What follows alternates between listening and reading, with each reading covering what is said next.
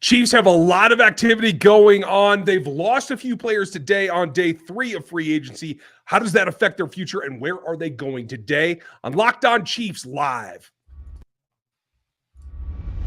From the land of the free and the home of the Chiefs, this is the Locked On Chiefs podcast.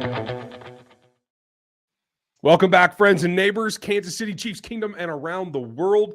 A lot of news going on today. We're going to get to it. Thanks for making us your first listen. But check out another Locked On show for your next listen. We are free and part of this Locked On podcast network that is growing all the time. Free for every platform that you can find. You want to listen, you want to watch, we got it all. Like, sub, and hit the bell there over on YouTube, and get subbed on the audio platforms because we got the news rolling for you, a lot of it this afternoon. I'm Ryan Tracy, the founder of Rogue Analytics and Performance Consulting, home of the Athletic Matrix that you can get at rogueapc.com, as well as the founder of NFL 33 and RGR Football. And I'm the founder of Chiefs Corner. My name is Chris Clark. Thank you all for listening. We do appreciate it. Please hit the like, subscribe, and notification bell on YouTube. And I do want to take this moment really quick before we jump into free agency to apologize. My internet went out as we were literally sitting down to go live. So wasn't me. Sorry about that. Yeah, it wasn't Ryan this time. Sorry about that. We are live as soon as I possibly got internet back up. So here we go. Let's dive into free agency. There's a lot to talk about. Chiefs obviously signed 2 big players in Juwan Taylor and Charles Omenihu. That is a big deal. Yeah. And we hit it last night live just to give you guys a little bit of fresh commentary and instant reaction, because it is a big deal. On further reflection, I think you see where they're going and what we're coming to realize today, as well as there are certain deals, certain positional types the Chiefs need to go out and spend on. And that's what we're seeing. We're seeing at defensive end, and we're seeing it at offensive tackle, one of the 4 pillars. The other 2 are QB and corner. And then you get into like 4.5 would be wide receiver. That's probably the next thing up on the Chiefs list, whether it's in free agency or setting up to fill the ranks for the draft, because Chiefs lost a couple of guys today. We're going to talk about what that means. And I think we should start with Juju Smith-Schuster, because as we understand, his deal with the Patriots really came down to an offer the Chiefs had put on the table. So for anybody who's concerned that maybe the Chiefs aren't going out of their way to keep their notable free agents, they certainly had an offer on the table. But it came down to staying with the team, the continuity, and a chance to get another ring, or going for your first meaningful payday for a guy who had hoped to get it 2 years ago, and then a year before that. And then it gets to that point where he had an opportunity. I think he had to take it. I can't blame him for making the decision. And a lot of people are going to say 3 years, $33 million, that's not out of the realm of possibility of what the Chiefs were offering, but evidently it was a bit under that, and this was clearly a better monetary deal for him. Do you think the Chiefs missed the mark here on this deal? I don't. With the way the wide receiver market is broken out, 3 years, $33 million is what Jacoby Myers got. I thought Myers was maybe a little bit of a better prospect, or a better wide receiver that maybe would get a better deal. Juju signing for the same money that Myers got is kind of surprising to me. And the fact that the Patriots were willing to do that, congrats to them. Juju's choosing to go from Patrick Mahomes to Mac Jones. And as a friend of the show, Bobby Stroop, pointed out, he's also choosing to go from Andy Reid to Joe Judge. So good luck on that one. What I will say, though, on the contract, it looks like Juju is getting $22.5 million, I think, over the first 2 years. And with that being the case, I don't think Kansas City wanted to go there. And I'm guessing Kansas City also wanted to have more in-game roster game active incentives that Juju probably wanted. That would be my guess. And the other part of this that we need to take into consideration is when you look at the Juju Smith-Schuster issue, I think Kansas City wanted him back. And I'm sure that, like you said, they offered him a deal. They wanted him to come back, but they're going to only do it at whatever cost that they think is going to be right. And they're not going to guarantee money that they don't think that they're going to be able to get a return on. And while he didn't miss that many games for Kansas City this year, Kansas City knows what that knee looks like. They know what they're dealing with there. And I'm guessing that part probably played into it. It may have. The concussion is also always something that is kind of something that adds up through your career, and you got to watch that as well. So in the end, they clearly made an effort. It didn't work out. I can't fault Juju for making his choice and moving on. It leaves the Chiefs with a slightly lesser wide receiver room, but one that we knew was going to be in for a lot of change. Obviously, Sky, Kadarius are going to be stalwarts. MVS is still on the roster. Now, given the Juju departure, how do you feel about MVS still being on the roster? I think folks were looking for him to be moved out last week. Now it looks like, hey, you got a safety blanket here. Well, I think he's going to be the safety blanket now. Whether or not he's on the roster in 2024 is going to be the next question. I don't think there's any question he's going to be on the roster in 2023 unless Kansas City swings for the stars and goes and gets 2 veteran wideouts and drafts another, and then maybe you consider MVS not being here. I don't see that being the case. So when you look at MVS being here, he is a safety blanket. He knows the offense. He can step in and play. The question is with him, can you get him to a point where he has the chemistry that Juju had, or even close to the chemistry Juju seemed to have with Mahomes late in the season? If he can get there, he can be a valuable piece, but he has to get to that point. He absolutely does. And how that all builds together is the next step in the evolution. Now, the Chiefs have lost 2 other free agents. We're going to talk about them coming up after the break, and we're also going to get back to what does this look like going forward. Shout out to a bunch of our fans. We were a little bit delayed technologically tonight, but thanks to Terry and Chad and Jacob, Scott Vansel, Cole. Thank you all for being here and waiting us out as we try to put things together. We're going to answer your wide receiver questions coming up here after the break. But at first, I got to tell you, if you want to get in the action, now is the time because the tournament is about to start. It is the NBA season in full swing as well, and you can get your props on football-related bets as well. You do that at FanDuel, America's #1 sports book, because right now they're giving you a no-sweat first bet. You lay a $5 bet and it loses, you can earn up to $1,000 in free bonus bets onto your account. Now, that is dependent on the original bet and what it cost you there, but it is coming back to you if you can't get that first one to fall. Just download the FanDuel Sportsbook app. It's safe, secure, it's super easy to use, makes your life easy, and you can roll everything that you want together, whether it's wins, whether it's rebounds, whether it's three-pointers from downtown. You can get it all in the same game parlay and actually boost your winnings. That's the way to do it. So don't miss your chance right now at the no sweat first bet from FanDuel. It's up to $1,000 bonus dollars in bonus bets on your account at FanDuel.com/lockedon. You can see that at the bottom of the screen. That's FanDuel.com/lockedon. You can find it all there. Make every moment more with FanDuel, the official sportsbook betting partner of the NBA and the NFL. Now, betting partner, that's a different kind of term. But if I was betting, I knew that the Chiefs were going to lose some free agents. That was not anywhere around it. We're going to get to what replaces them. We're going to get to your questions about the wide receivers in particular coming up. But first, have to give credit to a big loss for me. Kudos to Josh Briscoe, who had to talk me down on the radio today about my fear and loathing of not having a fullback on the roster.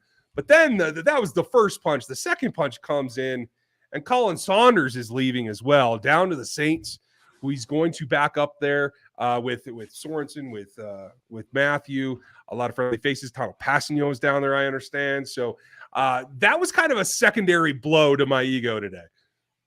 Yeah, and I think that makes a lot of sense why it's a little you really like Khalen Saunders. I think he was a good player for Kansas City. I appreciate what he was able to do when he was here. You know, you look at this, and I think Kansas City was always going to lose players, and it comes down to the fact they don't have the money. I mean, we don't know right now, and I wish I could tell you because I've been looking and I've been trying to get numbers on all these players that they have signed, how much they've signed for, so I could give you some idea of where their salary cap is. But as of right now, they haven't restructured anybody that we know about.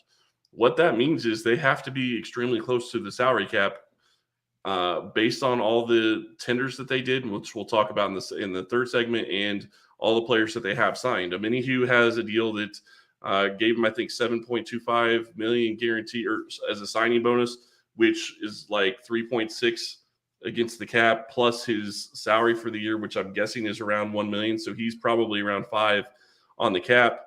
Kansas City didn't really have much more than that. They were about 7 when we were looking at this before. That was before Shane Buechele. I think they're probably closer to 6 before that. Then you talk a Minihue, maybe they're under $1 million. Could be. Lots of questions. They could have accomplished a number of things, and we just don't know yet either. Yep. So that's really the darkness that is descending upon us. It's not the retreat that Aaron Rodgers ran into. And folks, I'm no longer in that darkness. I'm all out of it. It's all good. Thank you. But losing Colin Saunders, arguably the best thump linebacker they've had in Kansas City for the last 5 years. And Chris isn't paying enough attention, but anyway. No, I paid attention. I heard you. I heard you thump linebacker. Yeah, been very funny. And for the Saints fans that might be checking out this show, yes, Colin Saunders can play linebacker for you in goal line situations. Just go ask Jalen Hurts how quick he really is. He has an athleticism I think will be missed a little bit. The Chiefs have an opportunity to go collect some other athletes as they look to build up that defensive line group. That's going to be an interesting one. And the piece that just happened is also on the defensive side. Happened this afternoon. And is Juan Thornhill going to the Cleveland Browns. That's 3 for 7. 3 for 21, a 7 per year average. That's more than I expected the Chiefs to offer him. So I can't say that I'm surprised. I would have liked to seen them work it out because I think he's just now recovering back to where his injury had him during the tail end of his rookie season. But I think the Browns are getting a player that still has ceiling to go, and I wish him the best. I think Brian Cook kind of made it that you didn't have to offer him a whole lot of money, though, didn't he? Yeah, and I think that's why Kansas City took one of the reasons they took Cook. I think that they really liked what he was able to bring on special teams and that he was going to be able to step in there and help year one. And they were looking down the line and deciding we're going to have to not pay some people. And this is the reality of what they're going to have to deal with the Mahomes contract and with Chris Jones being almost $30 million against the cap this year and all these other, big name veterans that Kansas City has on their roster, and Tooney and Kelsey and those types of guys. They're going to have to not pay some people, and safety is one of those positions where they had to go get cheaper, and that's what they did by bringing in Brian Cook. I think Cook is going to be a good player, and I think that I'm excited to see what he can do in year two as a starter. Now, the one thing I will say, they have a replacement for Thornhill, but this doesn't keep them from necessarily going out and drafting another safety in the one. Well, I'm talking even in the second or third round. I can't imagine they would take one in the first. But day two, I would think that they could still be looking at a safety, and maybe that's the direction they go. It doesn't have to be a safety, but it wouldn't shock me. Could even be fourth round, folks. Remember the name Christopher Smith, University of Georgia dog. One of my favorites in this draft class. Not the best athlete, but a guy that just makes plays, and he's going to be available for the Chiefs when they need to select him, not at the top of their first-round selections. So that all comes to say that you lose some guys because of this situation that you're in. When you have superstars of the Patrick Mahomes ilk, of Chris Jones' stature, of Travis Kelce's Hall of Fame projection, it makes it difficult to keep everyone, just like you said. And that comes back to, what are you going to do now? It is going to be about backfilling, maybe shifting the direction a little bit. I don't think that Colin Saunders' departure is completely disassociated from the Amenahu signing, because Amenahu played tackle at the 49ers as well. He can play both pieces. And I think that is continuing down the line of what I see as an evolving mush rush. Everybody can play everywhere up front for the Kansas City Chiefs in 2023. And that's going to be fantastic to watch, because when you don't know where the rush is coming from, you don't know where those guys are going to line up, it's really hard to figure out what you're going to do as an offensive line. You can call all the schemes you want and you can try to match up as best you can, but running stunts and twists and all of that with these different guys that they're going to have is going to be a lot of fun to watch and see what they're able to do in that regard. I agree completely. Now, that said, it's going to be a process of replacing those players, bringing in new ones, and I think the draft is going to play more of a factor there. But I know what you guys want to talk about, and I know what you want to hear about. It is, how do you rebuild the wide receiver group? And there are a lot of specific questions out there. We're going to answer them. What do they do about D-Hop? Are they going after someone else that's an aging veteran? Who do they look at that can come in and fill a role now that Juju has departed? We're going to cover those questions on the backside of this coming up next. Okay, we're going to start at the top because a lot of great questions in the chat. Again, thank you for joining us live tonight. We very much do appreciate it. If you would check out our sponsors, we appreciate that. Support those that support us and hit that thumbs up on YouTube. That very much helps. I hope that you're already a sub, but if not, welcome to the show.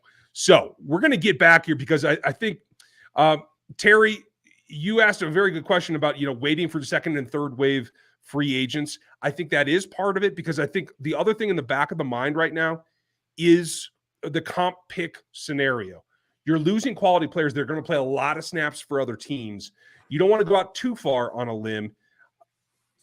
Drafting rookies does not affect the comp. So you got to be careful. It's the free agency thing. So where do they go next? Could they make a splash or do they make multiples? I'm glad you bring up the comp picks because I really do think that that's something that they're looking at because they had a lot of free agents that you were expecting to get money. Saunders signing for a big deal, Thornhill signing for a semi-big deal. That's going to be comp pick eligible. Maybe Saunders and maybe Andrew Wiley isn't probably going to be a comp pick eligible. I would think that it's with Taylor and Minihue so far. Those are going to kind of get rid of probably Saunders and Wiley at this point in comp picks. If Brown goes and signs a free agent contract somewhere, I would expect it's going to be big enough to give them a comp pick for Brown, and maybe that takes over and Wiley's does become a comp pick. All those are going to be something that's going to be set in stone after the draft happens. The one thing I do want to point out on comp picks, if you sign a free agent after May 9th, that free agent is not somebody that is eligible to take away one of your comp picks that you could be getting for somebody else. So That's why Tyrann Mathieu didn't bring Kansas City a comp pick this past year, because he signed after May 9th. So something to watch. I do think that they're taking that into account. Whether or not it's going to be a guy like D-Hop, we'll see. It's hard to know. D-Hop right now is a trade still. So that personally wouldn't work into the formula. But if he does get released, I think it becomes more of a reality. And that's Chris Wanzer's question. Does this mean by not retaining Juju that they're going after D-Hop? And I have to say right now, I'm still a hard no on that because of the salary involved and because of the age of the player. Now, if he does hit the free market, then I think that changes. Do you agree or do you see it a different way? If they're going to make moves and they're going to adjust Mahomes' number, that's the only way they're going to make money for D-Hop. So to me, that's the way you have to do it. And I don't think they want to go that direction. So I can't see them bringing D-Hop in. I could be wrong. We'll see. And maybe he's willing to redo his deal to bring his number down. He said he was going to be willing to work with teams, but he's already at a cheaper rate than you would think that he would come in the first place. So I don't see that being really an option. Another guy out there, Adam Thielen, was cut from the Vikings. That's a guy that is possibly you could bring in. It wouldn't affect the comp status at all because he was cut. Mm-hmm. That is significant. I mean, that goes a long way in helping you towards your matriculation through your dynastic series. And I am more and more convinced that this is about planning about the long haul, about how you stay within striking distance. So what else is out there? You mentioned Thielen, and I think you have a good point. I think age is a factor there as well. A lot of folks asking if they bring back McCole Hardman now. I think what's happening for McCole is exactly what we told you a couple of weeks ago, that there isn't a whole lot of market for him right now. He's still currently injured. So if anything, I think he's a guy that probably doesn't get a contract until after May, after the draft. And teams come to the realization about what they either were or were not able to do. Now, we've heard a lot of rumors about all the wide receivers in particular blowing up Patrick's phone. Usually quarterbacks exchange numbers. I don't know why all the wide receivers have his number all of a sudden, but for one of you guys that don't have a job, hook me up. I'd like to be able to call Patrick myself. So let me know if you can do that. Said, there's one big one still out there. And so my question, and Scott Vansel wants to know this as well, and kudos to you, Scott.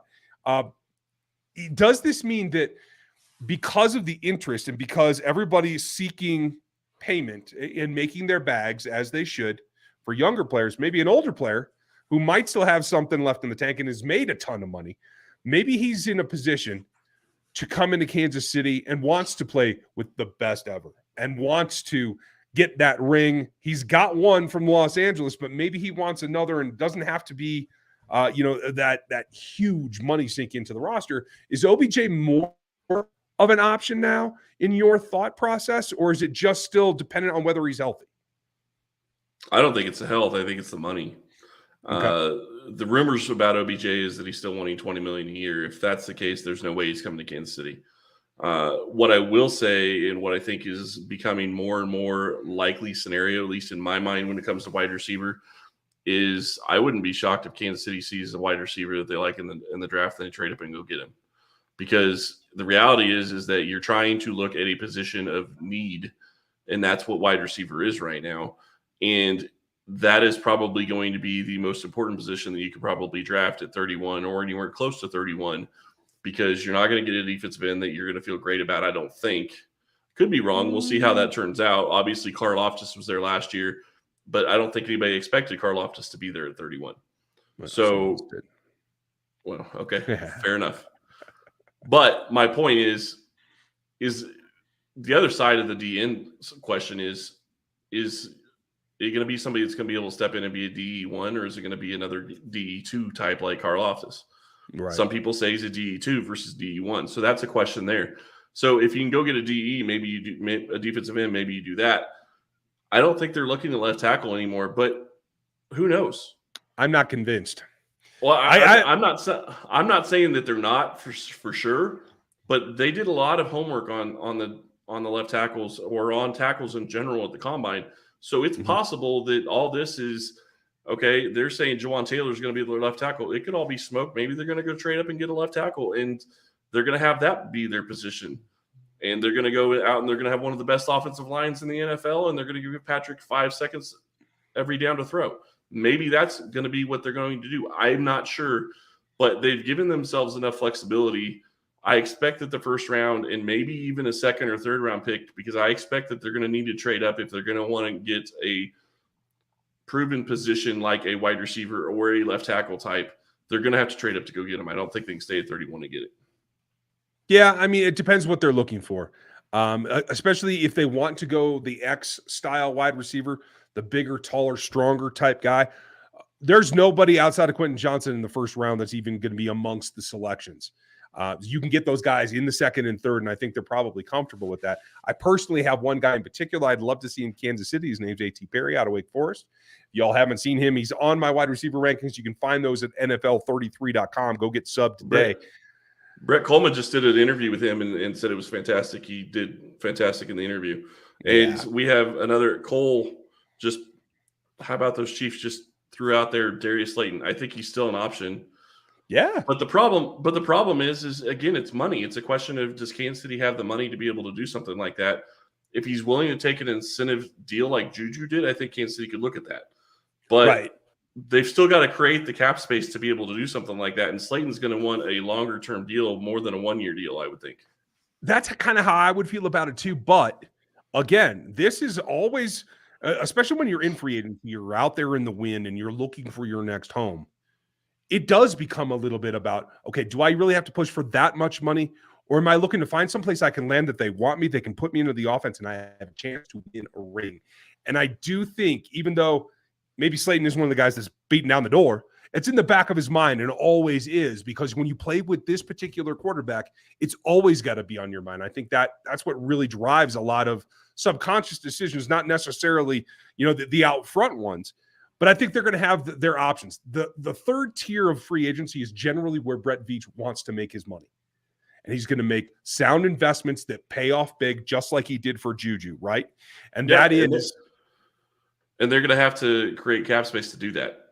We're going to see what they're going to do, because right now they don't have enough to sign the draft class. They don't have enough to sign. I don't think hardly anybody right now. They definitely don't have enough for their draft class. They don't have enough to operate for the season. So they're going to have to make some moves and make some adjustments with contracts. I still think Chris Jones is going to get an extension, just because I think that that's what their main priority is. And I'm surprised that has not happened at this point. Talon M, I appreciate what you said. I like JSN too. I would love to see them get Jackson Smith and Jigba in Kansas City. I know that a lot of people don't think he fits what you would necessarily want, but I would like to see him in KC. I hate it when this happens, because now I have to be the voice of reason about one of the players that I really love in this class, because I've been on him since last year when he played against Utah in the bowl game. I had a couple of friends that were at that game and really turned me on to him then. But here's the thing. He's likely going to play mostly inside, just like Sky, and just like I think Tony should.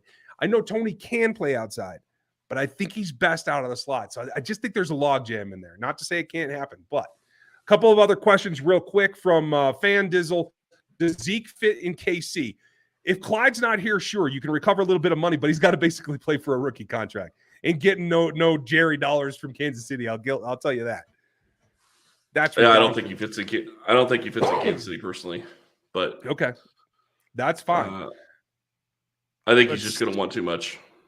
Who else? Allen Robinson, a trade possibility. Allen Robinson went to LA and fell asleep. I don't know that he's woke back up, to tell you the truth. And trading for anybody of that caliber, I don't think is in the plans. Again, if he gets to free agency and they decide to part ways with him, then it's a whole different conversation, because then it's about, we can give you this. Do you want to be part of this next Chiefs evolution or not?